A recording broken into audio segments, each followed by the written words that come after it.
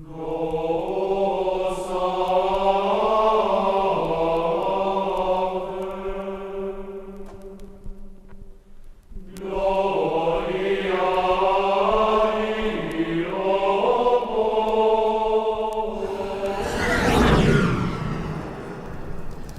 the year of our Lord, 1618, a great comet appeared during the autumn month of November. To see this was terrible and amazing, and moved me such that I began to write, for I thought that it would signify and usher in something great, which has indeed occurred, as the reader will find herein sufficient record. In the year 1619, Ferdinand II Habsburg was elected Holy Roman Emperor and King of Bohemia. Ferdinand's Catholic influence was forced onto the subjects of Bohemia, forcing Protestants to rebel. What followed was war, turmoil, and the spilling of much Christian blood in the conflict that would become known as the 30 Years' War.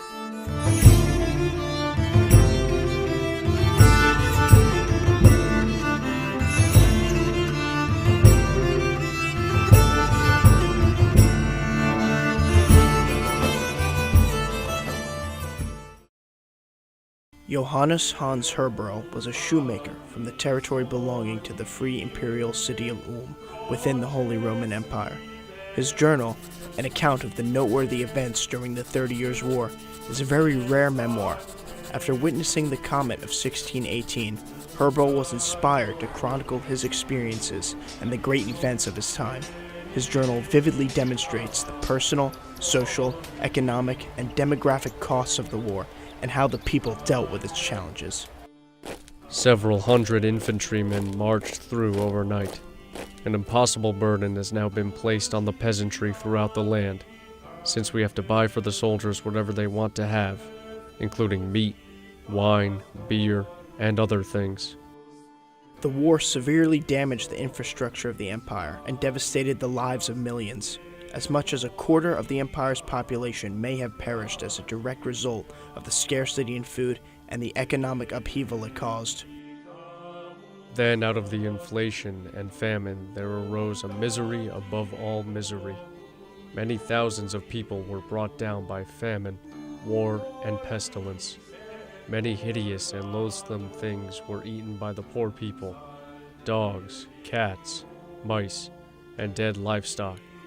But the people scrambled for it and considered it to be delicious. During the harvest, many drops of blood were found on the stalks as we reaped. Indeed, the stalks became completely bloody, which unfortunately signified the bloody war. The violence of the war rose and fell over the years. By late 1623, the Protestant king, Gustavus Adolphus of Sweden, had entered into the conflict, resulting in more bloodshed and terror throughout the empire. The local militia found itself defenseless against the imperial troops. Herbro chose to fight with the militia in his effort to do everything he could to keep his family safe and together at all costs. We expected good times and a good year, yet immediately trouble arose, for unexpectedly, a decision came from the authorities at Ulm in the government office that called together the entire community. And when we came together, they commanded on a plain, harsh punishment that everyone should swiftly and right away set aside all weapons and muskets and bring them to the government office, and that no one should defend himself or shoot. Then they fell upon us in the land and plundered all of us, taking horses and livestock and all of our poor belongings. They beat the people badly and shot, stabbed, and beat several of them to death.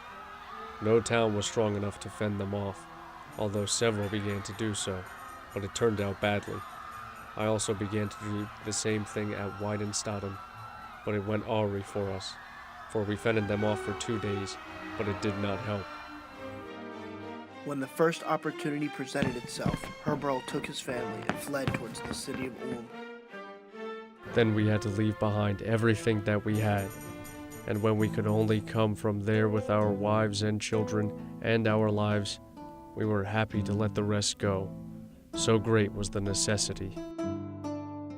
Elected Holy Roman Emperor in 1636, Ferdinand III agreed to the Peace of Westphalia, which ended 30 years of religious strife in Central Europe and granted greater freedoms to Protestantism. Through it all, Hans continued to write, giving a real and valuable account on how far-reaching the terrors of war could be. In sum, it was such a miserable business that even a stone would have been moved to pity, not to mention a human heart. The 28th day of November, we, the entire countryside, returned home with every joy and moved back home to our houses, which we tidied up and put back together, for they were in part badly smashed, and the window ovens and doors were destroyed.